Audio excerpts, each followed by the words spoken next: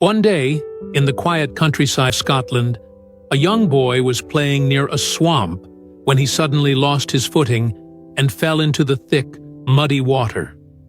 The more he struggled, the deeper he sank. Terrified, he screamed for help, his cries echoing across the open fields. A poor farmer named Fleming was working nearby when he heard the desperate cries. Without a second thought, he dropped his tools and ran toward the sound. As he reached the edge of the swamp, he saw the child flailing, barely able to keep his head above the water. Thinking quickly, Fleming grabbed a long, sturdy branch, waded into the muddy ground, and stretched it toward the boy. With great effort, and at the risk of his own life, he managed to pull the child to safety. Exhausted but relieved, he helped the boy to his feet and sent him home.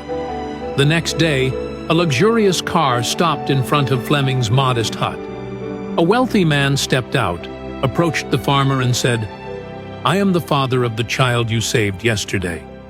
I cannot thank you enough for saving my son's life. I know I can never truly repay you. But is there anything I can do for you?"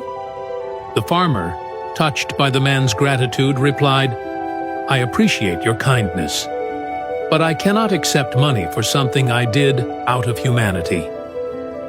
At that moment, the farmer's young son appeared at the door of the hut.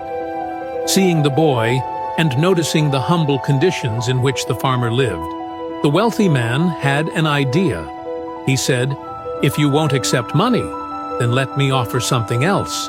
Let me take responsibility for your son's education." The farmer hesitated for a moment.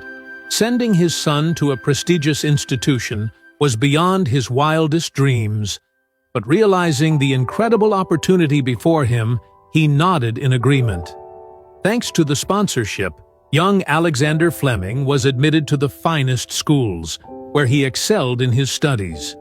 He later attended St. Mary's Hospital Medical School in London, where his relentless curiosity and scientific brilliance led him to a groundbreaking discovery: the world's first antibiotic, penicillin, in 1928.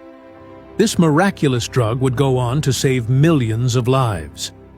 But the story doesn't end there.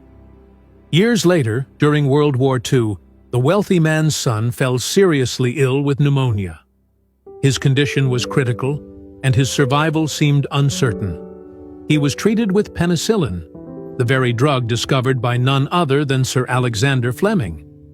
That wealthy man's son was none other than Winston Churchill, who later became the Prime Minister of Britain twice.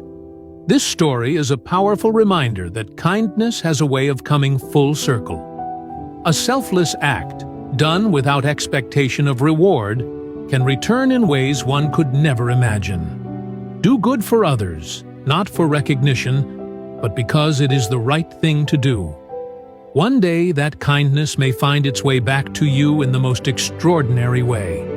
If you believe that good deeds always come back in some way, then comment, "Karma is real," and share this story with your friends. Stay blessed.